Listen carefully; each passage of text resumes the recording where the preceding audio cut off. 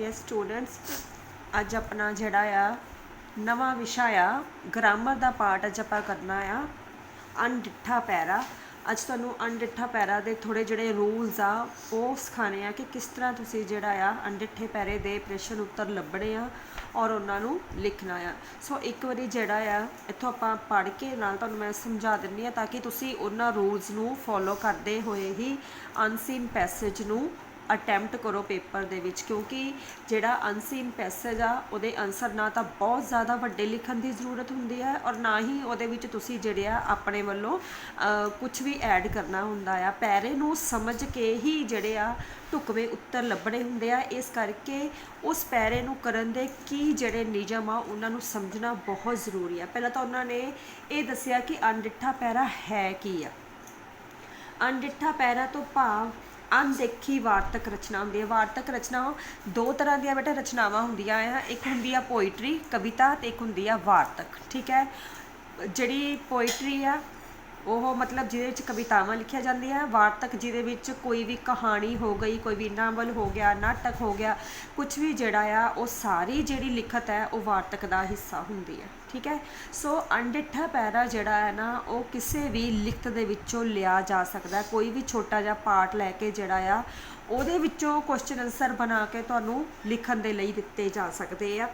अनदेखी वार्तक तो भाव है कि पैरा प्रश्न पुस्तकों तो बाहरों किसी भी लिखत विचों लिया जा सकता है। जरूरी नहीं है कि ये जिहड़ा पैरा आ जिहड़ियां स्टोरीज़ तुहाडे सिलेबस दे विच हैगे आ उहदे विचों ही ये पैरा लिया जावे। ये तुहाडी किताब तो बाहरों कितों भी जिहड़ा पैरा आ वो लैके तुहाडे पेपर दे विच पाया जा सकता है। इस करके इनू जिहड़ा आ अनडिठा अनदेखी वार्तक कहंदे कि तुसीं पहलां ना देखी होवे एकदम जिहड़ी आ तुहानूं ये पैरा सॉल्व करन दे लई दिता जाए। किसी भी लिखत विचों लिया जा सकता है। इन्हां विच आम जानकारी दित्ती हुंदी है ते पैरे दे हेठां इस बारे प्रश्न पुछे जाते हैं। इन्हां प्रश्नां दे उत्तर पैरे विचों ही लभणे पैंदे हैं। इस राही विद्यार्थियों की बुद्धि की परख हुंदी है। सो इस तों सानूं ये पता लगता है कि कोई भी विद्यार्थी जिहड़ा आ वो किन्नी बुद्धि का मालक आ, किन्ना कुछ उहनूं ज्ञान आ, या कह लो कि वो पैरे नूं किन्नी चंगी तरह समझ सकता है ना, उहदे अकॉर्डिंग जिहड़ा आ उहने उन्हां प्रश्नां नूं पढ़ के उन्हां दे ढुकवें उत्तर लभणे हुंदे आ और उन्हां नूं लिखना ਹੁੰਦਾ ਹੈ। सो ਆਪਾਂ ਪਹਿਲਾਂ ਇਹਨਾਂ ਦੇ ਰੂਲਸ ਪੜ੍ਹਦੇ ਹਾਂ ਕੀ ਆ। ਅਣਡਿੱਠੇ ਪੈਰੇ ਨੂੰ ਹੱਲ ਕਰਨ ਦੇ ਲਈ ਕੁਝ ਨਿਯਮ ਹੈ। ਵੈਸੇ ਅਣਡਿੱਠੇ ਪੈਰੇ ਨੂੰ ਹੱਲ ਕਰਨ ਦੇ ਕੋਈ ਨਿਸ਼ਚਿਤ ਨਿਯਮ ਨਹੀਂ ਦਿੱਤੇ ਜਾਂਦੇ, ਪਰ ਫਿਰ ਵੀ ਪੈਰੇ ਨੂੰ ਹੱਲ ਕਰਨ ਲਈ ਹੇਠ ਲਿਖੀਆਂ ਗੱਲਾਂ ਵੱਲ ਵਿਸ਼ੇਸ਼ ਧਿਆਨ ਦੇਣਾ ਚਾਹੀਦਾ ਆ। ਸੋ ਕਿਹੜੀਆਂ ਗੱਲਾਂ ਨੂੰ ਧਿਆਨ ਰੱਖ ਕੇ ਤੁਸੀਂ ਪੈਰੇ ਨੂੰ ਹੱਲ ਕਰਨਾ ਆ ਉਹ ਦੇਖੋ। ਸਭ ਤੋਂ ਪਹਿਲਾਂ ਪੈਰੇ ਨੂੰ ਚੰਗੀ ਤਰ੍ਹਾਂ 2-3 ਵਾਰ ਪੜ੍ਹ ਲੈਣਾ ਚਾਹੀਦਾ ਆ। ਇਸ ਤੋਂ ਪਹਿਲਾਂ ਕਿ ਤੁਸੀਂ ਜਿਹੜਾ ਆ ਆਪਣੇ ਆਨਸਰ ਲਿਖਣੇ ਸ਼ੁਰੂ ਕਰੋ ਕਿ ਤੁਹਾਨੂੰ ਜਿਹੜਾ ਆ ਪਹਿਲੇ ਕੁਐਸਚਨ ਦਾ ਆਨਸਰ ਲੱਭ ਗਿਆ ਤੁਸੀਂ ਉਹਨੂੰ ਸੋਲਵ ਕਰਨਾ ਸ਼ੁਰੂ ਕਰ ਦਿੱਤੋ, ਇਹ ਤਰੀਕਾ ਬਿਲਕੁਲ ਹੀ ਗਲਤ ਹੈ। ਕੋਈ ਵੀ ਪੈਰਾਗ੍ਰਾਫ ਜਦੋਂ ਤੁਹਾਨੂੰ ਪੇਪਰ ਦੇ ਵਿੱਚ ਆਉਂਦਾ ਆ ਤੁਹਾਨੂੰ 15 ਮਿੰਟ ਕੁਐਸਚਨ ਪੇਪਰ ਰੀਡਿੰਗ ਦੇ ਲਈ ਦਿੱਤੇ ਜਾਂਦੇ ਆ, ਤਾਂ ਉਹਦੇ ਵਿੱਚ ਸਭ ਤੋਂ ਪਹਿਲਾਂ ਜਿਹੜਾ ਤੁਹਾਨੂੰ ਪੇਪਰ ਦੇ ਵਿੱਚ ਪੈਰਾਗ੍ਰਾਫ ਆਇਆ ਨਾ ਉਹਦੇ ਵਿੱਚ ਤੁਸੀਂ ਉਸ ਪੈਰੇ ਨੂੰ ਚੰਗੀ ਤਰ੍ਹਾਂ ਇੱਕ ਵਾਰੀ 2 ਵਾਰੀ ਇੰਨਾ ਕੁ ਪੜ੍ਹ ਲਓ ਕਿ ਤੁਹਾਨੂੰ ਇੱਕ ਵਾਰੀ ਸਮਝ ਲੱਗ ਜਾਵੇ ਕਿ ਉਸ ਪੈਰੇ ਦੇ ਵਿੱਚ ਕੀ ਦਿੱਤਾ ਗਿਆ ਹੈ। ਸਾਨੂੰ ਚੰਗੀ ਤਰ੍ਹਾਂ ਪੜ੍ਹ ਲੈਣਾ ਚਾਹੀਦਾ ਅਟੈਂਪਟ ਕਰਨ ਤੋਂ ਪਹਿਲਾਂ। ਪ੍ਰਸ਼ਨਾਂ ਨੂੰ ਚੰਗੀ ਤਰ੍ਹਾਂ ਕੋਖ मतलब समझ ਲੈਣਾ ਚਾਹੀਦਾ ਹੈ ਕਿ ਕਿਹੜੀ ਗੱਲ ਪੁੱਛੀ ਗਈ ਹੈ। ਸੋ ਦੂਸਰੇ ਨੰਬਰ 'ਤੇ ਜਿਹੜਾ ਵੀ ਕੁਐਸਚਨ ਪੁੱਛਿਆ ਗਿਆ ਆ ਉਹਦੇ ਵਿੱਚ ਤੁਹਾਨੂੰ ਇਹ ਪਤਾ ਹੋਣਾ ਚਾਹੀਦਾ ਹੈ ਕਿ ਉਸ ਕੁਐਸਚਨ ਦੇ ਵਿੱਚ ਤੁਹਾਨੂੰ ਕੀ ਕਰਨ ਦੇ ਲਈ ਕਿਹਾ ਗਿਆ ਹੈ, ਕੀ ਪੁੱਛਿਆ ਗਿਆ, ਤੁਸੀਂ ਕੀ ਦੱਸਣਾ ਉਹਦੇ ਵਿੱਚ, ਉਹਦੇ ਅਕੋਰਡਿੰਗ ਉਹਨੂੰ ਅਟੈਂਪਟ ਕਰਨਾ ਹੈ। ਪੈਰੇ ਨੂੰ ਪੜ੍ਹਦੇ ਸਮੇਂ ਦਿੱਤੇ ਗਏ ਪ੍ਰਸ਼ਨਾਂ ਸੰਬੰਧੀ ਉਹਨਾਂ ਲਾਈਨਾਂ ਥੱਲੇ ਲਕੀਰ ਲਾ ਲੈਣੀ ਚਾਹੀਦੀ ਹੈ ਜਿੱਥੇ ਪ੍ਰਸ਼ਨਾਂ ਦੇ ਉੱਤਰ ਸੰਭਾਵਿਤ ਹੋਣ। ਹੁਣ ਉਸ ਤੋਂ ਬਾਅਦ ਕੀ ਕਰਨਾ ਹੈ, ਜਦੋਂ ਤੁਸੀਂ ਰੀਡਿੰਗ ਕਰ ਰਹੇ ਹੋ ਨਾ ਤੁਸੀਂ ਪਹਿਲਾਂ ਕੁਐਸਚਨ ਨਾਲ ਦੇਖੋ ਕਿ ਕੁਐਸਚਨ ਜਿਹੜੇ ਤੁਹਾਨੂੰ ਕੀ ਪੁੱਛੇ ਗਏ ਆ। ਫਿਰ ਤੁਸੀਂ ਜਦੋਂ ਉਸ ਪੈਰੇ ਨੂੰ ਪੜ੍ਹੋਗੇ ਤਾਂ ਉਹ ਪੈਰੇ ਨੂੰ ਪੜ੍ਹ ਕੇ ਉਸ ਕੁਐਸਚਨ ਦੇ ਨਾਲ ਰਿਲੇਟਡ ਜਿਹੜੀਆਂ ਵੀ ਤੁਹਾਨੂੰ ਲਾਈਨਾਂ ਲੱਭਦੀਆਂ ਹੈ ਕਿ ਆਹ ਲਾਈਨਾਂ ਫਸਟ ਕੁਐਸਚਨ 'ਚ ਆ ਸਕਦੀਆਂ, ਆਹ ਲਾਈਨਾਂ ਸੈਕੰਡ ਕੁਐਸਚਨ 'ਚ ਆ ਸਕਦੀਆਂ, ਤੁਸੀਂ ਇਸ ਤਰ੍ਹਾਂ ਆਪਣੇ ਅਕੋਰਡਿੰਗ ਜਿਹੜੀਆਂ ਆ ਲਾਈਨਾਂ ਨੂੰ ਅੰਡਰਲਾਈਨ ਕਰ ਲਓ ਔਰ ਉਹਦੇ ਉੱਪਰ ਨੰਬਰਿੰਗ ਕਰ ਲਓ ਕਿ ਆਹ ਲਾਈਨ ਜਿਹੜੀ ਆ ਫਸਟ ਕੁਐਸਚਨ ਲਈ ਢੁਕਵੀਂ ਹੈ, ਆਹ ਲਾਈਨ ਦੂਸਰੇ ਕੁਐਸਚਨ ਲਈ ਢੁਕਵੀਂ ਹੈ। ਸੋ ਇਸ ਤਰ੍ਹਾਂ ਤੁਸੀਂ ਜਿਹੜੀਆਂ ਆ ਉਹਨਾਂ ਨੂੰ ਅੰਡਰਲਾਈਨ ਕਰਕੇ ਪਹਿਲਾਂ ਹੀ ਮਾਰਕ ਕਰਕੇ ਰੱਖੋ ਤਾਂ ਕਿ ਤੁਹਾਨੂੰ ਜਦੋਂ ਆਨਸਰ ਲਿਖਣੇ ਹੋਣ ਤਾਂ ਉਸ ਸਮੇਂ ਤੁਹਾਨੂੰ ਕੋਈ ਵੀ ਦਿੱਕਤ ਨਾ ਆਵੇ। ਜੇ ਪੈਰੇ ਦਾ ਸਿਰਲੇਖ ਹੁੰਦਾ ਟਾਈਟਲ ਹੈਡਿੰਗ ਜੇ ਪੈਰੇ ਦਾ ਸਿਰਲੇਖ ਪੁੱਛਿਆ ਜਾਵੇ ਤਾਂ ਬਿਲਕੁਲ ਢੁਕਵਾਂ ਦੇਣਾ ਚਾਹੀਦਾ ਹੈ। ਹੁਣ ਜਿਸ ਤਰ੍ਹਾਂ ਮੰਨ ਲਓ ਤੁਸੀਂ ਕੋਈ ਵੀ ਮੂਵੀ ਦੇਖਦੇ ਆ, ਹਿੰਦੀ ਫਿਲਮ ਦੇਖਦੇ ਆ, ਕੁਝ ਵੀ ਦੇਖਦੇ ਆ, ਕੋਈ ਸੀਰੀਅਲ ਦੇਖਦੇ ਆ, ਤਾਂ ਉਸ ਫਿਲਮ ਦੇ ਵਿੱਚ ਜੋ ਮੇਨ ਅਟਰੈਕਸ਼ਨ ਹੁੰਦੀ ਆ ਜਾਂ ਜੋ ਮੇਨ ਹੁੰਦਾ ਹੈ ਉਹਦੇ ਅਕੋਰਡਿੰਗ ਉਹਦਾ ਜਿਹੜਾ ਆ ਨਾਮ ਰੱਖਿਆ ਜਾਂਦਾ। ਇਸੇ ਤਰ੍ਹਾਂ ਜਿਹੜਾ ਤੁਹਾਨੂੰ ਪੈਰਾਗ੍ਰਾਫ ਦਿੱਤਾ ਜਾਂਦਾ ਆ, ਤੁਸੀਂ ਵੀ ਉਸ ਪੈਰਾਗ੍ਰਾਫ ਨੂੰ ਪੜ੍ਹ ਕੇ ਜੋ ਬਿਲਕੁਲ ਐਕੂਰੇਟ ਤੁਹਾਨੂੰ ਲੱਗਦਾ ਕਿ ਉਹਦਾ ਸਿਰਲੇਖ ਹੋ ਸਕਦਾ ਆ, ਉਹ ਤੁਸੀਂ ਲਿਖਣਾ ਹੈ। ਔਖੇ ਸ਼ਬਦਾਂ ਦੇ ਅਰਥ ਪੈਰੇ ਦੇ ਵਾਕਾਂ ਦੇ ਸੰਦਰਭ ਵਿੱਚ ਪੜ੍ਹ ਕੇ ਹੀ ਲਿਖਣੇ ਚਾਹੀਦੇ ਆ। ਸੋ ਜਿਹੜੇ ਤੁਹਾਨੂੰ ਵਰਡ ਮੀਨਿੰਗ ਆਉਂਦੇ ਆ, ਔਖੇ ਸ਼ਬਦ ਆਉਂਦੇ ਆ, ਉਹ ਤੁਸੀਂ ਪੈਰਾ ਜਦੋਂ ਪੜ੍ਹੋਗੇ ਉਸ ਪੈਰੇ ਦੇ ਅਕੋਰਡਿੰਗ ਤੁਹਾਨੂੰ ਕੀ ਸਮਝ ਲੱਗੀ ਆ ਕਿ ਉਹਦਾ ਕੀ ਆਨਸਰ ਜਿਹੜਾ ਆ ਆਉਣਾ ਚਾਹੀਦਾ ਹੈ, ਕੀ ਅਰਥ ਲਿਖਣਾ ਚਾਹੀਦਾ ਆ, ਉਹ ਤੁਸੀਂ ਪੈਰੇ ਦੇ ਅਕੋਰਡਿੰਗ ਹੀ ਉਹਦਾ ਅਰਥ ਲਿਖੋਗੇ। ਕਈ ਵਾਰ ਪ੍ਰਸ਼ਨ ਦਾ ਉੱਤਰ ਸਾਰਾ ਪੈਰਾ ਪੜ੍ਹ ਕੇ ਮਿਲਦਾ ਹੈ, ਇਸ ਲਈ ਅਜਿਹੇ ਪ੍ਰਸ਼ਨਾਂ ਦੇ ਉੱਤਰ ਦੇਣ ਲਈ ਖਾਸ ਖਿਆਲ ਰੱਖਿਆ ਜਾਵੇ। ਸੋ ਇਹ ਜਿਹੜਾ ਆ ਸੰਭਵ ਨਹੀਂ ਆ ਕਿ ਹਮੇਸ਼ਾ ਜਿਹੜਾ ਆ ਤੁਹਾਨੂੰ ਉੱਤਰ ਸਿੱਧੀਆਂ ਲਾਈਨਾਂ ਦੇ ਵਿੱਚੋਂ ਲੱਭ ਜਾਵੇ। ਹੋ ਸਕਦਾ ਆ ਕਿ ਜਿਹੜਾ ਆਨਸਰ ਹੈ ਉਹ ਸਾਰਾ ਪੈਰਾ ਪੜ੍ਹਨ ਤੋਂ ਬਾਅਦ ਤੁਹਾਨੂੰ ਸਮਝ ਲੱਗੇ ਕਿ ਕੀ ਇਹਦਾ ਆਨਸਰ ਬਣਨਾ ਚਾਹੀਦਾ, ਘੁੰਮ ਘੁਮਾ ਕੇ ਆਨਸਰ ਹੋਵੇ। ਸੋ ਤਸੱਲੀ ਕਰੋ, ਪਹਿਲਾਂ ਚੰਗੀ ਤਰ੍ਹਾਂ ਪੈਰੇ ਨੂੰ ਪੜ੍ਹੋ, ਫਿਰ ਤੁਸੀਂ ਦੇਖੋ ਕਿ ਇਹਦਾ ਆਨਸਰ ਕੀ ਬਣਨਾ ਆ, ਉਹਨੂੰ ਤੁਸੀਂ ਆਪਣੀ ਵਰਡਿੰਗ ਦੇ ਵਿੱਚ ਲਿਖੋ। ਪ੍ਰਸ਼ਨਾਂ ਦੇ ਉੱਤਰ ਪੈਰੇ ਵਿਚਾਲੇ ਵਿਚਾਰਾਂ ਨੂੰ ਲੈ ਕੇ ਦੇਣੇ ਚਾਹੀਦੇ ਆ, ਆਪਣੇ ਵਿਚਾਰ ਨਹੀਂ ਦੇਣੇ ਚਾਹੀਦੇ। ਇਹ ਬਹੁਤ ਜ਼ਰੂਰੀ ਪੁਆਇੰਟ ਆ ਕਿ ਕੋਈ ਵੀ ਜਦੋਂ ਤੁਸੀਂ ਆਨਸਰ ਲਿਖਣਾ ਆ ਤਾਂ ਉਹਦੇ ਵਿੱਚ ਆਪਣੇ ਵੱਲੋਂ ਕੁਝ ਵੀ ਐਡ ਨਹੀਂ ਕਰਨਾ। ਜੋ ਪੈਰਾਗ੍ਰਾਫ ਦੇ ਵਿੱਚ ਆਇਆ ਆ ਸਿਰਫ ਉਸੇ ਨੂੰ ਹੀ ਆਪਣੇ ਆਨਸਰ ਦਾ ਆਧਾਰ ਬਣਾਉਣਾ ਆ, ਆਪਣੇ ਵੱਲੋਂ ਕੁਝ ਵੀ ਐਡ ਨਹੀਂ ਕਰਨਾ, ਪੈਰੇ ਦੇ ਅਕੋਰਡਿੰਗ ਹੀ ਆਨਸਰ ਦੇਣਾ ਆ।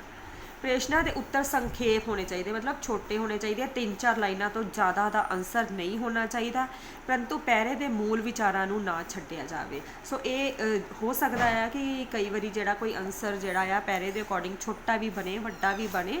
ਸੋ ਤੁਸੀਂ ਕੀ ਕਰਨਾ ਆ, ਉਹਨਾਂ ਸਾਰੇ ਪੈਰਾਗ੍ਰਾਫ ਦੇ ਵਿੱਚੋਂ ਜੋ ਵੀ ਵਿਚਾਰ ਕਿਸੇ ਵੀ ਕੁਐਸਚਨ ਨੂੰ ਲੈ ਕੇ ਦਿੱਤੇ ਗਏ ਆ, ਉਹਨਾਂ ਨੂੰ ਸਾਰਿਆਂ ਨੂੰ ਚੱਕਣਾ ਆ, ਅੰਡਰਲਾਈਨ ਕਰਨਾ ਆ ਔਰ ਉਹਨਾਂ ਸਾਰਿਆਂ ਨੂੰ ਜੁਆਇਨ ਕਰਕੇ ਆਪਣਾ ਆਨਸਰ ਬਣਾਉਣਾ ਆ। ਸੋ ਇਹ ਮੇਨ ਜਿਹੜੇ ਆ ਪੁਆਇੰਟ 8 ਦੇ 8, ਕੋਈ ਵੀ ਪੈਰਾਗ੍ਰਾਫ ਅਟੈਂਪਟ ਕਰਨ ਤੋਂ ਪਹਿਲਾਂ ਇਹਨਾਂ ਨੂੰ ਚੰਗੀ ਤਰ੍ਹਾਂ ਧਿਆਨ ਰੱਖਣਾ ਆ ਤੇ ਉਹਦੇ ਅਕੋਰਡਿੰਗ ਹੀ ਪੈਰਾਗ੍ਰਾਫ ਜਿਹੜਾ ਆ ਤੁਸੀਂ ਅਟੈਂਪਟ ਕਰਨਾ ਆ। ਸੋ ਇੱਕ ਪੈਰਾਗ੍ਰਾਫ ਜਿਹੜਾ ਆ ਉਹ ਆਪਾਂ ਕਰਕੇ ਦੇਖਦੇ ਆ ਕਿ ਕਿਸ ਤਰ੍ਹਾਂ ਤੁਸੀਂ ਜਿਹੜਾ ਆ ਉਹਨੂੰ ਕਰਨਾ ਆ। ਆਪਣੀ ਜਿਹੜੀ ਤੁਹਾਡੀ ਬੁੱਕ ਹੈ, ਬੁੱਕ ਦਾ ਅਨਸੋਲਵਡ ਪੈਰਾ ਹੈ ਤੁਹਾਡੀ ਬੁੱਕ ਦੇ ਵਿੱਚ,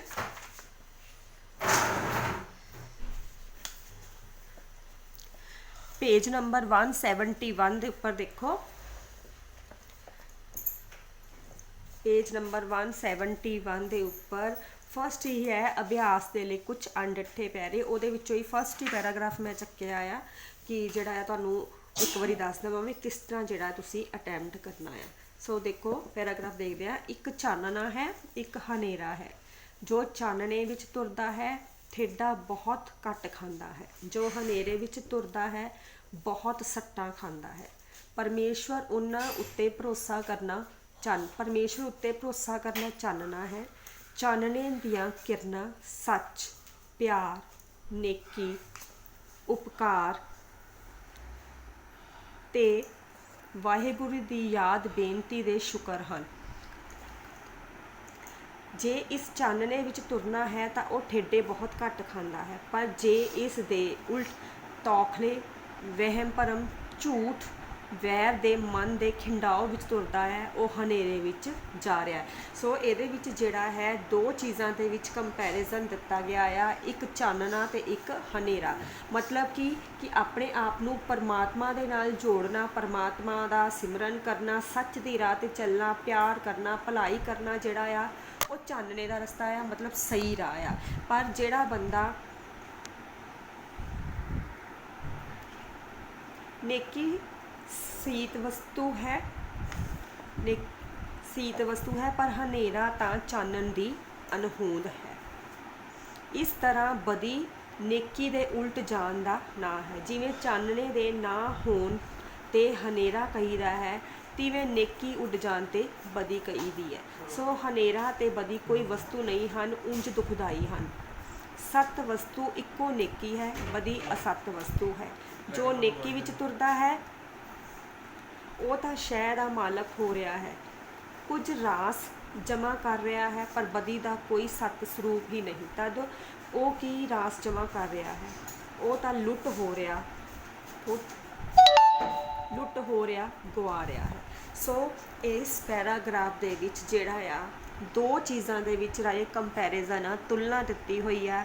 ਪਹਿਲਾਂ ਚਾਨਣ ਤੇ ਹਨੇਰੇ ਵਿੱਚ ਹੈ ਔਰ ਫਿਰ ਨੇਕੀ ਤੇ ਬਦੀ ਵਿੱਚ ਹੈ। ਹੁਣ ਇੰਨਾ ਤੁਹਾਨੂੰ ਪਤਾ ਆ ਕਿ ਨੇਕੀ ਜਿਹੜਾ ਆ ਉਹ ਸਹੀ ਰਾਹ ਆ ਤੇ ਬਦੀ ਜਿਹੜਾ ਆ ਉਹ ਬੁਰਾਈ ਦਾ ਰਸਤਾ ਆ। ਇਸੇ ਤਰ੍ਹਾਂ ਚਾਨਣ ਜਿਹੜਾ ਆ ਉਹਦਾ ਭਾਵ ਰੋਸ਼ਨੀ ਹੈ, ਉਜਾਲਾ ਆ, ਤੇ ਹਨੇਰਾ ਜਿਹੜਾ ਆ ਉਹ ਹਮੇਸ਼ਾ ਹੀ ਤੁਹਾਨੂੰ ਗਲਤ ਪਾਸੇ ਤੋਰਨ ਵਾਲਾ ਰਾਹ ਆ। ਸੋ ਦੋਨਾਂ ਦੇ ਵਿੱਚ ਜਿਹੜਾ ਆ ਕੰਪੈਰੀਜ਼ਨ ਹੈ ਜਿਹੜਾ ਕਿ ਇਸ ਪੈਰੇ ਦੇ ਵਿੱਚ ਦੱਸਿਆ ਗਿਆ ਆ। ਠੀਕ ਹੈ, ਜੇ ਹੁਣ ਆਪਾਂ ਪਹਿਲਾ ਕੁਐਸਚਨ ਦੇਖਦੇ ਹਾਂ, ਚਾਨਣ ਦੀ ਪਰਿਭਾਸ਼ਾ ਦਿੰਦੇ ਹੋਏ ਚਾਨਣ ਦੇ ਕੀ ਲਾਭ ਆ।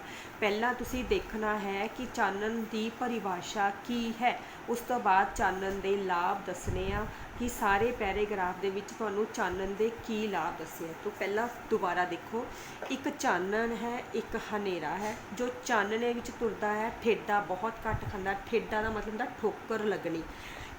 ਜੋ ਹਨੇਰੇ ਵਿੱਚ ਤੁਰਦਾ ਹੈ ਬਹੁਤ ਸੱਟਾਂ ਖਾਂਦਾ ਹੈ, ਮਤਲਬ ਜੋ ਰੌਸ਼ਨੀ ਵੱਲ ਜਾਂਦਾ ਹੈ, ਸਹੀ ਰਾਹ 'ਤੇ ਜਾਂਦਾ ਹੈ, ਉਹ ਹਮੇਸ਼ਾ ਜਿਹੜਾ ਹੈ ਘੱਟ ਠੋਕਰਾਂ ਖਾਂਦਾ, ਘੱਟ ਸੱਟਾਂ ਖਾਂਦਾ। ਪਰ ਜੋ ਹਨੇਰੇ ਵੱਲ ਤੁਰਦਾ ਹੈ, ਗਲਤ ਪਾਸੇ ਤੁਰਦਾ ਆ, ਉਹ ਬਹੁਤ ਸੱਟਾਂ ਖਾਂਦਾ ਆ। ਪਰਮੇਸ਼ਵਰ ਉਹਨਾਂ ਉੱਤੇ ਭਰੋਸਾ ਕਰਨਾ ਚਾਨਣਾ ਹੈ। ਸੋ ਚਾਨਣੇ ਦੀ ਪਰਿਭਾਸ਼ਾ ਆ ਗਈ ਕਿ ਪਰਮੇਸ਼ਵਰ ਉੱਤੇ ਭਰੋਸਾ ਕਰਨਾ ਚਾਨਣਾ ਹੈ, ਭਾਵ ਕਿ ਰੱਬ ਉੱਤੇ ਵਿਸ਼ਵਾਸ ਕਰਨਾ ਹੀ ਚਾਨਣਾ ਹੈ, ਮਤਲਬ ਰੌਸ਼ਨੀ ਹੈ। ਜਿਹੜਾ ਮਨੁੱਖ ਰੱਬ ਉੱਤੇ ਭਰੋਸਾ ਕਰਦਾ, ਯਕੀਨ ਕਰਦਾ ਹੈ, ਉਹਦੀ ਜ਼ਿੰਦਗੀ ਵਿੱਚ ਹਮੇਸ਼ਾ ਕੀ ਆ ਜਾਂਦਾ ਹੈ, ਚਾਨਣਾ ਹੀ ਚਾਨਣਾ ਆ ਜਾਂਦਾ ਹੈ। ਸੋ ਪਹਿਲਾਂ ਇਹ ਲਾਈਨ ਜਿਹੜੀ ਹੈ ਤੁਸੀਂ ਅੰਡਰਲਾਈਨ ਕਰ ਲੈਣੀ ਔਰ ਇਹਨੂੰ ਉਹਦੇ ਲਾਭ ਜਿਹੜਾ ਹੈ ਪਰਿਭਾਸ਼ਾ 'ਚ, ਚਾਨਣ ਦੀ ਪਰਿਭਾਸ਼ਾ 'ਚ ਲਿਖਣਾ। ਫਿਰ ਉਹਦੇ ਨਾਲ ਹੀ ਚਾਨਣ ਦੇ ਲਾਭ ਆ। ਚਾਨਣੇ ਦੀਆਂ ਕਿਰਨਾਂ, ਕਿ ਜਿਹੜਾ ਮਨੁੱਖ ਚਾਨਣ ਵੱਲ ਤੁਰਦਾ ਹੈ, ਸਹੀ ਰਾਹ ਵੱਲ ਤੁਰਦਾ ਹੈ, ਜਾਂ ਕਹਿ ਲਓ ਪਰਮਾਤਮਾ ਦੇ ਉੱਪਰ ਭਰੋਸਾ ਕਰਦਾ ਹੈ, ਠੀਕ ਹੈ, ਉਹਦੀ ਜ਼ਿੰਦਗੀ ਦੇ ਵਿੱਚ ਕੀ ਆਪਣੇ ਆਪ ਆ ਜਾਂਦਾ ਹੈ, ਸੱਚ, ਪਿਆਰ, ਨੇਕੀ ਤੇ ਉਪਕਾਰ। ਉਪਕਾਰ ਹੁੰਦਾ ਦੂਸਰਿਆਂ ਦਾ ਭਲਾ ਕਰਨਾ, ਤੇ ਵਾਹਿਗੁਰੂ ਦੀ ਯਾਦ, ਬੇਨਤੀ ਦੇ ਸ਼ੁਕਰ ਹਨ। ਮਤਲਬ ਕਿ ਉਹਦੀ ਜ਼ਿੰਦਗੀ ਦੇ ਵਿੱਚ ਚਾਨਣ ਦੇ ਨਾਲ ਜਿਹੜਾ ਹੈ ਸੱਚ, ਪਿਆਰ, ਨੇਕੀ, ਉਪਕਾਰ ਤੇ ਵਾਹਿਗੁਰੂ ਦਾ ਹਰ ਪਲ ਸ਼ੁਕਰ ਕਰਨਾ, ਸ਼ੁਕਰਾਨਾ ਅਦਾ ਕਰਨਾ ਜਿਹੜਾ ਹੈ ਉਹ ਚਾਨਣ ਦੇ, ਕਹਿ ਲਓ ਕਿ ਜਿਹੜਾ ਬੰਦਾ ਚਾਨਣ ਦੇ ਰਾਹ 'ਤੇ ਤੁਰਦਾ ਨਾ, ਇਹ ਜਿਹੜੀਆਂ ਸਾਰੀਆਂ ਹੀ ਗੁਣ ਜਿਹੜੇ ਆ ਜਾਂ ਸਾਰੇ ਹੀ ਲਾਭ ਆ ਉਹ ਸਾਨੂੰ ਚਾਨਣ ਦੇ ਰਾਹ ਉੱਪਰ ਤੁਰਨ ਦੇ ਨਾਲ ਹਾਸਲ ਹੁੰਦੇ ਆ। ਸੋ ਜਦੋਂ ਤੁਸੀਂ ਪਹਿਲੇ ਕੁਐਸਚਨ ਦਾ ਆਨਸਰ ਲਿਖਣਾ ਆ ਤਾਂ ਕੀ ਲਿਖਣਾ ਆ ਕਿ ਪਰਮਾਤਮਾ ਉੱਤੇ ਭਰੋਸਾ ਕਰਨਾ ਚਾਨਣ ਹੈ, ਔਰ ਚਾਨਣ ਜਿਹੜਾ ਹੈ ਉਹ ਸਾਡੀ ਜ਼ਿੰਦਗੀ ਦੇ ਵਿੱਚ ਕੀ ਲੈ ਕੇ ਆਉਂਦਾ ਆ, ਸੱਚ ਲੈ ਕੇ ਆਉਂਦਾ, ਪਿਆਰ ਲੈ ਕੇ ਆਉਂਦਾ, ਨੇਕੀ, ਉਪਕਾਰ ਤੇ ਵਾਹਿਗੁਰੂ ਦੇ ਉੱਪਰ ਭਰੋਸਾ ਕਰਨਾ ਸਾਨੂੰ ਸਿਖਾਉਂਦਾ ਆ। ਸੋ ਇਹੀ ਵਰਡਿੰਗ ਹੈ ਜਿਹੜੀ ਤੁਸੀਂ ਆਨਸਰ 'ਚ ਲਿਖਣੀ ਆ। ਜਸਟ ਜਿਹੜਾ ਆ ਇਹਨੂੰ ਥੋੜ੍ਹਾ ਬਹੁਤਾ ਆਪਣੀ ਲੈਂਗੁਏਜ ਦੇ ਵਿੱਚ ਤੁਸੀਂ ਕਰ ਸਕਦੇ। ਜਿੱਦਾਂ ਵਾਹਿਗੁਰੂ ਦੀ ਯਾਦ, ਬੇਨਤੀ ਤੇ ਸ਼ੁਕਰਾਨਾ, ਮਤਲਬ ਕਿ ਪਰਮਾਤਮਾ ਦਾ ਸ਼ੁਕਰਾਨਾ ਅਦਾ ਕਰਨਾ, ਉਹਦਾ ਧੰਨਵਾਦ ਕਰਨਾ। ਸੋ ਇਹ ਜਿਹੜਾ ਆਨਸਰ ਹੈ ਤੁਹਾਡਾ ਪਹਿਲੇ ਕੁਐਸਚਨ ਦਾ ਆਨਸਰ ਬਣਨਾ। ਠੀਕ ਹੈ, ਦੂਜਾ ਪੜ੍ਹੋ। ਇਸ ਪੈਰੇ ਵਿੱਚ ਹਨੇਰੇ ਤੋਂ ਕੀ ਭਾਵ ਹੈ। ਹੁਣ ਜਿਹੜਾ ਆ ਇਹਦੇ ਵਿੱਚ ਪਹਿਲਾਂ ਚਾਨਣ ਬਾਰੇ ਦੱਸਿਆ, ਫਿਰ ਹਨੇਰੇ ਬਾਰੇ ਦੱਸਿਆ ਕਿ ਹਨੇਰੇ ਤੋਂ ਕੀ ਭਾਵ ਹੈ। ਦੇਖੋ ਇਸ ਤੋਂ ਅੱਗੇ ਆਪਾਂ ਪੜ੍ਹਦੇ ਹਾਂ। ਜੇ ਉਹ ਇਸ ਚਾਨਣੇ 'ਚ ਤੁਰਦਾ ਹੈ ਉਹ ਠੇਡੇ ਬਹੁਤ ਘੱਟ ਖਾਂਦਾ ਹੈ। ਇਹ ਵੀ ਤੁਸੀਂ ਲਾਭ ਦੇ ਵਿੱਚ ਹੀ ਲਿਖਣਾ ਆ, ਫਸਟ ਕੁਐਸਚਨ ਦੇ ਵਿੱਚ ਹੀ ਲਿਖਣਾ ਚਾਨਣ ਦੇ ਲਾਭ ਵਿੱਚ ਕਿ ਉਹਨੂੰ ਬਹੁਤ ਘੱਟ ਠੇਡੇ ਲੱਗਦੇ ਆ। ਹੁਣ ਦੂਸਰੇ ਪਾਸੇ ਸ਼ੁਰੂ ਹੋ ਜਾਓ। ਪਰ ਜੋ ਇਸ ਦੇ ਉਲਟ ਤੌਖਲੇ, ਭਰਮ, ਵਹਿਮ, ਝੂਠ, ਵੈਰ ਤੇ ਮਨ ਦੇ ਖਿੰਡਾਓ ਵਿੱਚ ਤੁਰਦਾ ਹੈ, ਉਹ ਹਨੇਰੇ ਵਿੱਚ ਜਾ ਰਿਹਾ ਹੈ। ਹੁਣ ਹਨੇਰੇ ਤੋਂ ਕੀ ਭਾਵ ਹੈ। ਹੁਣ ਇੱਕ ਪਾਸੇ ਆਪਾਂ ਚਾਨਣ ਕਿਹਾ ਸੀ ਕਿ ਪਰਮਾਤਮਾ ਦੇ ਵਿਸ਼ਵਾਸ ਕਰਨਾ ਜਿਹੜਾ ਹੈ ਚਾਨਣ ਹੈ। ਦੂਸਰੇ ਪਾਸੇ ਜਿਹੜਾ ਮਨੁੱਖ ਹਮੇਸ਼ਾ ਹਨੇਰੇ ਵਿੱਚ ਤੁਰਦਾ, ਭਾਵ ਪਰਮਾਤਮਾ ਵਿੱਚ ਵਿਸ਼ਵਾਸ ਨਹੀਂ ਕਰਦਾ, ਉਹਦੇ ਨਾਲ ਕੀ ਵਾਪਰਦੀ ਆ, ਉਹਦਾ ਲਿਖਿਆ ਹੋਇਆ ਆ ਕਿ ਉਹਦਾ ਉਲਟ ਤੌਖਲਾ ਹੁੰਦਾ ਆ। ਹਮੇਸ਼ਾ ਤੁਹਾਡੇ ਮਨ ਦੇ ਵਿੱਚ ਜਿਹੜਾ ਨਾ ਕਿਸੇ ਚੀਜ਼ ਨੂੰ ਲੈ ਕੇ ਵਹਿਮ ਭਰਮ ਬਣਿਆ ਰਹਿਣਾ, ਕਦੀ ਸਟੇਬਲ ਨਾ ਹੋਣਾ, ਭਾਵ ਉਹਨੂੰ ਕਹਿੰਦੇ ਤੌਖਲਾ ਰਹਿਣਾ ਹਮੇਸ਼ਾ। ਕਿ ਹਨੇਰੇ ਤੋਂ ਭਾਵ ਜਿਹੜਾ ਹੈ ਉਹ ਸਥਿਤੀ ਹੈ, ਉਸ ਮਨ ਦੀ ਦਸ਼ਾ ਤੋਂ ਹੈ ਜਦੋਂ ਮਨੁੱਖ ਦੇ ਮਨ ਦੇ ਵਿੱਚ ਹਮੇਸ਼ਾ ਕਿਸੇ ਨਾ ਕਿਸੇ ਚੀਜ਼ ਨੂੰ ਲੈ ਕੇ ਤੌਖਲਾ, ਮਤਲਬ ਵਹਿਮ ਬਣਿਆ ਰਹਿੰਦਾ, ਚਿੰਤਾ ਬਣੀ ਰਹਿੰਦੀ ਹੈ, ਝੂਠ, ਵੈਰ ਤੇ ਮਨ ਦੇ ਖਿੰਡਾਓ ਵਿੱਚ। ਮਨ ਦਾ ਖਿੰਡਾਓ ਹੁੰਦਾ ਹੈ ਕਿ ਮਨ ਕਦੀ ਵੀ ਇੱਕ ਜਗ੍ਹਾ ਤੇ ਟਿਕਦਾ ਨਹੀਂ, ਹਮੇਸ਼ਾ ਮਨ ਤੁਹਾਡਾ ਭਟਕਦਾ ਰਹਿੰਦਾ ਆ। ਇਹ ਸਥਿਤੀ ਹੁੰਦੀ ਹੈ ਹਨੇਰੇ ਦੀ। ਸੋ ਤੁਸੀਂ ਕੀ ਲਿਖਣਾ ਆ? ਹਨੇਰੇ ਤੋਂ ਭਾਵ ਉਹ ਸਥਿਤੀ ਹੈ ਜਦੋਂ ਤੁਹਾਡਾ ਮਨ ਜਿਹੜਾ ਹੈ ਕਦੇ ਵੀ ਟਿਕਦਾ ਨਹੀਂ ਆ, ਖਿੰਡਰਿਆ ਰਹਿੰਦਾ ਆ। ਹਮੇਸ਼ਾ ਤੁਹਾਡੇ ਮਨ ਦੇ ਵਿੱਚ ਵਹਿਮ ਭਰਮ ਰਹਿੰਦਾ ਆ, ਤੌਖਲਾ ਰਹਿੰਦਾ ਆ, ਤੁਹਾਡੇ ਮਨ ਵਿੱਚ ਝੂਠ ਵਸਿਆ ਰਹਿੰਦਾ ਆ। ਤੁਸੀਂ ਪਰਮਾਤਮਾ 'ਤੇ ਭਰੋਸਾ ਨਹੀਂ ਖਾਂਦੇ। ਔਰ ਨਾਲ ਹੀ ਤੁਸੀਂ ਲਿਖਣਾ ਆ ਕਿ ਹਨੇਰੇ ਵਿੱਚ ਚੱਲਣ ਦੇ ਨਾਲ ਮਨੁੱਖ ਸਭ ਤੋਂ ਵੱਧ ਸੱਟਾਂ ਖਾਂਦਾ ਹੈ। ਠੀਕ ਹੈ, ਸੋ ਇਸ ਤਰ੍ਹਾਂ ਤੁਸੀਂ ਦੂਸਰਾ ਆਨਸਰ ਬਣਾਓਗੇ। ਤੀਸਰਾ ਦੇਖੋ, ਨੇਕੀ ਅਤੇ ਬਦੀ ਦੇ ਲਾਭ ਅਤੇ ਨੁਕਸਾਨ ਦੱਸੋ। ਹੁਣ ਤੁਸੀਂ ਜਿਹੜੀ ਆ ਆਪਾਂ ਉੱਦਾਂ ਬਹੁਤ ਜਿਹੜੀ ਆ ਸਟੋਰੀ ਸੁਣੀ ਹੋਈ ਆ ਨੇਕੀ ਤੇ ਬਦੀ ਨਾਲ ਰਿਲੇਟਿਡ, ਕਿ ਜਿਹੜੀ ਹੈ ਸ਼੍ਰੀ ਰਾਮ ਚੰਦਰ ਜੋ ਨੇਕੀ ਦੇ ਪ੍ਰਤੀਕ ਸੀ, ਉਹਨਾਂ ਨੇ ਬਦੀ ਦੇ ਪ੍ਰਤੀਕ ਰਾਵਣ ਨੂੰ ਮਾਰਿਆ ਸੀ। ਆਪਾਂ ਸਟੋਰੀ ਜਿਹੜੀ ਆ ਸੁਣੀ ਹੋਈ ਆ। ਸੋ ਇਹਦੇ ਵਿੱਚ ਵੀ ਉਹਨਾਂ ਨੇ ਨੇਕੀ ਅਤੇ ਬਦੀ ਦੇ ਲਾਭ ਤੇ ਨੁਕਸਾਨ ਦੋਨੋਂ ਹੀ ਪੁੱਛੇ ਆ ਕਿ ਕੀ ਇਹਨਾਂ ਦਾ ਫਾਇਦਾ ਤੇ ਕੀ ਇਹਨਾਂ ਦਾ ਨੁਕਸਾਨ ਹੈ। ਸੋ ਦੇਖੋ, ਪਰ ਹਨੇਰਾ ਤਾਂ ਚਾਨਣ ਦੀ ਅਣਹੋਂਦ ਹੈ। ਕਿ ਹਨੇਰਾ ਸਾਡੇ ਜੀਵਨ ਵਿੱਚ ਉਦੋਂ ਹੀ ਆਉਂਦਾ ਜਦੋਂ ਸਾਡੇ ਜੀਵਨ ਦੇ ਵਿੱਚ ਚਾਨਣ ਦੀ ਅਣਹੋਂਦ ਮਤਲਬ ਗੈਰ ਮੌਜੂਦਗੀ ਹੁੰਦੀ। ਜਦੋਂ ਸਾਡੇ ਜੀਵਨ ਵਿੱਚ ਚਾਨਣ ਨਹੀਂ ਮਤਲਬ ਪਰਮਾਤਮਾ 'ਤੇ ਭਰੋਸਾ ਨਹੀਂ, ਉਦੋਂ ਸਾਡਾ ਜਿਹੜਾ ਜੀਵਨ ਹੈ ਉਹ ਹਨੇਰੇ ਵਿੱਚ ਹੈ। ਇਸੇ ਤਰ੍ਹਾਂ ਬਦੀ ਨੇਕੀ ਦੇ ਉਲਟ ਜਾਣ ਦਾ ਜਾਣ ਦਾ ਨਾਂ ਹੈ। ਸੋ ਇੱਥੋਂ ਤੁਹਾਡਾ ਆਨਸਰ ਥਰਡ ਸ਼ੁਰੂ ਹੋ ਜਾਣਾ ਆ ਕਿ ਜਿਹੜੀ ਬਦੀ ਮਤਲਬ ਬੁਰਾਈ ਹੈ, ਉਹ ਨੇਕੀ ਮਤਲਬ ਚੰਗਿਆਈ ਦੇ ਉਲਟ ਰਸਤਾ ਆ। ਜੇ ਨੇਕੀ ਮਤਲਬ ਦੂਸਰਿਆਂ ਦਾ ਭਲਾ ਕਰਨਾ ਚੰਗਾ ਕੰਮ ਹੈ, ਤੇ ਬੁਰਾਈ ਜਿਹੜੀ ਹੈ ਉਹ ਤੋਂ ਉਲਟ ਰਾਹ ਆ। ਜਿਵੇਂ ਚਾਨਣੇ ਦੇ ਨਾ ਹੋਣ ਤੇ ਹਨੇਰਾ ਕਹੀਦਾ ਹੈ ਨਾ, ਤਿਵੇਂ ਨੇਕੀ ਉੱਡ ਜਾਣ ਤੇ ਬਦੀ ਕਹੀਦੀ ਹੈ। ਸੋ ਕਹਿੰਦੇ ਕਿ ਜਿੱਦਾਂ ਜਿੱਥੇ ਚਾਨਣ ਨਹੀਂ ਹੁੰਦਾ ਉੱਥੇ ਹਨੇਰਾ ਛਾ ਜਾਂਦਾ ਹੈ ਨਾ, ਸੋ ਉਸੇ ਤਰ੍ਹਾਂ ਜਿੱਥੇ ਨੇਕੀ ਨਹੀਂ ਨਾ ਹੁੰਦੀ ਉੱਥੇ ਬਦੀ ਜਿਹੜੀ ਆ ਉਹ ਹਾਵੀ ਹੋ ਜਾਂਦੀ, ਉੱਥੇ ਬਦੀ ਦਾ ਜਿਹੜਾ ਹੈ ਬਸੇਰਾ ਹੋ ਜਾਂਦਾ ਹੈ। ਸੋ ਹਨੇਰਾ ਤੇ ਬਦੀ ਕੋਈ ਵਸਤੂ ਨਹੀਂ ਹਨ, ਉਂਝ ਦੁਖਦਾਈ ਹਨ। ਸੋ ਕਹਿੰਦੇ ਕਿ ਹਨੇਰਾ ਤੇ ਬਦੀ ਇੱਕੋ ਹੀ ਚੀਜ਼ ਆ। ਕਿਉਂਕਿ ਇਹ ਦੋਨੋਂ ਹੀ ਚੀਜ਼ਾਂ ਜਿਹੜੀਆਂ ਸਾਨੂੰ ਗਲਤ ਰਸਤੇ ਵੱਲ ਤੋਰਦੀਆਂ ਆ। ਹਨੇਰਾ ਜਿਹੜਾ ਆ ਉਹ ਵੀ ਸਾਡੇ ਮਨ ਵਿੱਚ ਵਹਿਮ ਭਰਮ ਨੂੰ ਭਰਦਾ ਆ, ਸਾਡੇ ਮਨ ਨੂੰ ਟਿਕਣ ਨਹੀਂ ਦਿੰਦਾ। ਇਸੇ ਤਰ੍ਹਾਂ ਜਿਹੜੀ ਬਦੀ ਬੁਰਾਈ ਹੈ ਨਾ, ਉਹ ਵੀ ਸਾਡੇ ਮਨ ਨੂੰ ਗਲਤ ਰਾਹ ਦੇ ਉੱਪਰ ਤੋਰਦੀ ਆ, ਬੁਰਾਈ ਵੱਲ ਲੈ ਕੇ ਜਾਂਦੀ ਹੈ। ਦੋਨੋਂ ਚੀਜ਼ਾਂ ਹੀ ਦੁਖਦਾਈ ਹੈ, ਸਾਡੇ ਜੀਵਨ ਵਿੱਚ ਦੁੱਖ ਦਾ ਕਾਰਨ ਹੈ। ਸੱਤ ਵਸਤੂ ਇੱਕੋ ਨੇਕੀ ਆ। ਸੱਚੀ ਚੀਜ਼ ਕਿਹੜੀ ਹੈ? ਸਿਰਫ ਇੱਕ ਨੇਕੀ। ਨੇਕੀ ਮਤਲਬ ਭਲਾਈ, ਕੋਈ ਸਹੀ ਜਿਹੜੀ ਆ ਚੀਜ਼ ਹੈ। ਬਦੀ ਅਸੱਤ ਵਸਤੂ ਹੈ। ਬਦੀ ਜਿਹੜੀ ਹੈ ਉਹ ਅਸੱਤ ਮਤਲਬ ਝੂਠੀ ਵਸਤੂ ਹੈ। ਜੋ ਨੇਕੀ ਵਿੱਚ ਤੁਰਦਾ ਹੈ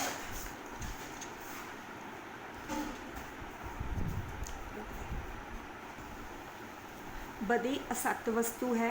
ਜੋ ਨੇਕੀ ਵਿੱਚ ਤੁਰਦਾ ਹੈ ਉਹ ਤਾਂ ਸ਼ੈ ਦਾ ਮਾਲਕ ਹੋ ਰਿਹਾ ਹੈ। ਸ਼ੈ ਮਤਲਬ ਵਸਤੂ। ਕਹਿੰਦੇ ਕਿ ਬਦੀ ਜਿਹੜੀ ਹੈ ਉਹ ਝੂਠੀ ਚੀਜ਼ ਆ। ਜਿਹੜਾ ਨੇਕੀ ਵਿੱਚ ਮਤਲਬ ਚੰਗਿਆਈ ਵਿੱਚ ਤੁਰਦਾ ਹੈ ਨਾ, ਉਹ ਹਮੇਸ਼ਾ ਕਿਸੇ ਨਾ ਕਿਸੇ ਵਸਤੂ ਦਾ ਮਾਲਕ ਰਹਿੰਦਾ ਹੈ। ਕੁਛ ਰਾਸ ਜਮ੍ਹਾਂ ਕਰਨਾ, ਰਾਸ ਕਹਿੰਦੇ ਆ ਧਨ ਸੰਪત્ਤੀ ਨੂੰ, ਕੁਛ ਪੂੰਜੀ ਨੂੰ, ਪੈਸੇ ਨੂੰ। ਉਹ ਤਾਂ ਹਮੇਸ਼ਾ ਜਿਹੜਾ ਹੈ ਕੁਛ ਨਾ ਕੁਛ ਪੈਸੇ ਜਮ੍ਹਾਂ ਕਰ ਲੈਂਦਾ। ਪਰ ਬਦੀ ਦਾ ਕੋਈ ਸੱਤ ਸਰੂਪ ਨਹੀਂ ਹੈ। ਪਰ ਜਿਹੜਾ ਬੁਰਾਈ ਹੈ ਨਾ, ਉਹਦਾ ਕੋਈ ਵੀ ਅਸਲ ਮਾਇਨੇ 'ਚ ਕੋਈ ਰੂਪ ਨਹੀਂ ਹੈ। ਤਦ ਉਹ ਕੀ ਰਾਸ ਜਮ੍ਹਾਂ ਕਰ ਰਿਹਾ ਹੈ? ਉਹ ਤਾਂ ਲੁੱਟ ਹੋ ਰਿਹਾ ਹੈ, ਗਵਾ ਰਿਹਾ ਹੈ। ਸੋ ਇਹਦੇ ਵਿੱਚ ਨੇਕੀ ਦੇ ਸਾਨੂੰ ਫਾਇਦੇ ਔਰ ਬਦੀ ਦੇ ਜਿਹੜੇ ਆ ਨੁਕਸਾਨ ਦੱਸੇ ਆ ਕਿ ਨੇਕੀ ਜਿਹੜੀ ਹੈ ਉਹ ਬਦੀ ਦੋਨੋਂ ਉਲਟ ਚੀਜ਼ਾਂ ਆ। ਜਿੱਥੇ ਨੇਕੀ ਹੈ ਉੱਥੇ ਚਾਨਣ ਹੈ, ਜਿੱਥੇ ਬਦੀ ਬੁਰਾਈ ਹੈ ਉੱਥੇ ਜਿਹੜਾ ਹਨੇਰਾ ਹੈ। ਬਦੀ ਜਿਹੜੀ ਆ ਉਹ ਅਸੱਤ ਵਸਤੂ ਆ। ਜਿਹੜਾ ਨੇਕੀ ਤੇ ਰਾਹ ਦੇ ਉੱਪਰ ਤੁਰਦਾ ਆ, ਇਹ ਲਾਭ ਆ, ਨੇਕੀ ਦੇ ਲਾਭ ਆ, ਉਹ ਹਮੇਸ਼ਾ ਜਿਹੜਾ ਆ ਕਿਸੇ ਨਾ ਕਿਸੇ ਵਸਤੂ ਦਾ ਮਾਲਕ ਬਣ ਜਾਂਦਾ ਆ। ਕੋਈ ਰਾਸ ਪੂੰਜੀ ਜਮ੍ਹਾਂ ਕਰ ਲੈਂਦਾ, ਮਤਲਬ ਧਨ ਦੌਲਤ ਜੋੜ ਲੈਂਦਾ। ਪਰ ਜਿਹੜਾ ਬੰਦਾ ਬਦੀ ਦੇ ਰਾਹ ਉੱਪਰ ਤੁਰਦਾ ਹੈ ਨਾ, ਉਹ ਸੱਤ ਸਰੂਪ ਕੁਛ ਵੀ ਨਹੀਂ ਆ, ਉਹਦੇ ਲਈ ਸੱਚਾ ਕੁਛ ਵੀ ਨਹੀਂ। ਉਹ ਹਮੇਸ਼ਾ ਹਨੇਰੇ ਵਿੱਚ ਤੁਰਦਾ ਆ। ਨਾ ਉਹ ਕੋਈ ਜਿਹੜੀ ਆ ਰਾਸ ਪੂੰਜੀ ਜਮ੍ਹਾਂ ਕਰ ਪਾਉਂਦਾ ਆ, ਉਹ ਸਾਰਾ ਜੀਵਨ ਜਿਹੜਾ ਆਪਣਾ ਗਵਾਉਂਦਾ ਆ। ਸੋ ਇਸ ਤਰ੍ਹਾਂ ਤੁਸੀਂ ਜਿਹੜਾ ਆ ਪੈਰਾਗ੍ਰਾਫ ਨੂੰ ਪੜ੍ਹ ਕੇ ਉਹਦੇ ਆਨਸਰ ਸਮਝਣੇ ਆ ਔਰ ਕਰਨੇ ਆ। ਇੱਕ ਵਾਰੀ ਦੋ ਵਾਰੀ ਪੜ੍ਹੋ ਔਰ ਉਹਨੂੰ ਸਮਝੋ। ਸੋ ਇਹਦੇ ਵਿੱਚ ਨੇਕੀ ਦੇ ਫਾਇਦੇ ਔਰ ਬਦੀ ਦੇ ਜਿਹੜੇ ਆ ਨੁਕਸਾਨ ਦੱਸੇ ਗਏ ਆ ਕਿ ਨੇਕੀ ਜਿਹੜਾ ਹੈ ਉਹ ਚਾਨਣ ਦਾ ਰਸਤਾ ਆ, ਬਦੀ ਜਿਹੜਾ ਆ ਉਹ ਹਨੇਰੇ ਦਾ ਰਸਤਾ ਆ। ਨੇਕੀ ਜਿਹੜੀ ਆ ਉਹ ਸਾਨੂੰ ਰੱਬ ਨਾਲ ਜੋੜਦੀ ਆ, ਪਰਮੇਸ਼ਵਰ ਨਾਲ ਜੋੜਦੀ ਆ। ਔਰ ਬਦੀ ਜਿਹੜੀ ਹੈ ਉਹ ਅਸੱਤ ਮਤਲਬ ਝੂਠ ਦਾ ਰਸਤਾ ਆ। ਨੇਕੀ ਜਿਹੜੀ ਹੈ ਉਹ ਸਾਨੂੰ ਸ਼ੈਆਂ ਦਾ, ਵਸਤੂਆਂ ਦਾ ਮਾਲਕ ਬਣਾਉਂਦੀ ਹੈ। ਪਰ ਜਿਹੜੀ ਬਦੀ ਹੈ ਉਹ ਸਾਡੀ ਰਾਸ ਪੂੰਜੀ ਕੁਛ ਵੀ ਨਹੀਂ ਸਾਨੂੰ ਜੋੜਨ ਦਿੰਦੀ, ਸਮਾਂ ਹਮੇਸ਼ਾ ਸਾਡੇ ਜੀਵਨ ਦੇ ਵਿੱਚੋਂ ਕੁਛ ਗਵਾਉਂਦੀ ਹੀ ਗਵਾਉਂਦੀ ਹੈ। ਮੋਟੇ ਸ਼ਬਦਾਂ ਦੇ ਅਰਥ ਹੈ ਠੇਡਾ ਮਤਲਬ ਠੋਕਰ ਹੁੰਦਾ, ਉਪਕਾਰ ਮਤਲਬ ਭਲਾਈ, ਤੌਖਲੇ ਮਤਲਬ ਹੁੰਦਾ ਹੈ ਸ਼ੰਕਾ, ਮਨ ਦੇ ਵਿੱਚ ਕੋਈ ਨਾ ਕੋਈ ਸ਼ੰਕਾ ਰਹਿਣੀ, ਸੱਸੇ ਦੇ ਪੈਰ 'ਚ ਬਿੰਦੀ, ਉੱਪਰ ਟਿੱਪੀ, ਕੱਕੇ ਨੂੰ ਕੰਨਾ, ਸ਼ੰਕਾ ਹੁੰਦਾ। ਤੌਖਲਾ ਸ਼ੰਕਾ। ਅਨਹੋਂਦ ਮਤਲਬ ਗੈਰ ਮੌਜੂਦਗੀ, ਜਦੋਂ ਤੁਹਾਡੀ ਜ਼ਿੰਦਗੀ 'ਚ ਕੋਈ ਚੀਜ਼ ਹੋਵੇ ਹੀ ਨਾ। ਸ਼ੈ ਮਤਲਬ ਵਸਤੂ, ਰਾਸ ਮਤਲਬ ਧਨ ਦੌਲਤ। ਸੋ ਇਸ ਤਰ੍ਹਾਂ ਤੁਸੀਂ ਪੈਰਾਗ੍ਰਾਫ ਦੇ ਅਕੋਰਡਿੰਗ ਜਿਹੜੇ ਆ ਵਰਡ ਮੀਨਿੰਗ ਦੇਖ ਰਹੇ ਆ, ਔਰ ਪੈਰਾਗ੍ਰਾਫ ਦੇ ਅਕੋਰਡਿੰਗ ਹੀ ਆਪਣੇ ਕੁਐਸਚਨਸ ਦੇ ਆਨਸਰ ਕਰਨੇ ਆ। ਸੋ ਇਸ ਪੈਰਾਗ੍ਰਾਫ ਨੂੰ ਚੰਗੀ ਤਰ੍ਹਾਂ ਸਮਝਣਾ, ਔਰ ਉਸ ਤੋਂ ਬਾਅਦ ਮੈਂ ਤੁਹਾਨੂੰ 2 ਪੈਰਾਗ੍ਰਾਫ ਕਰਨ ਲਈ ਦੇਣੇ ਆ ਜਿਹੜੇ ਤੁਸੀਂ ਆਪਣੀ ਕਾਪੀ ਦੇ ਉੱਪਰ ਕਰਨੇ ਆ। ਠੀਕ ਹੈ, ਓਕੇ। ਯੈਸ ਡੀਅਰ ਸਟੂਡੈਂਟਸ, ਆਪਣਾ ਸਿਲੇਬਸ ਜਿਹੜਾ ਪੰਜਾਬੀ ਦਾ ਆਲਮੋਸਟ ਖਤਮ ਆ। ਹੁਣ ਮੈਂ ਜਿਹੜੀ ਆ ਗ੍ਰਾਮਰ ਦੀ ਥੋੜ੍ਹੀ ਪ੍ਰੈਕਟਿਸ ਸ਼ੁਰੂ ਕਰਾਈ ਹੈ।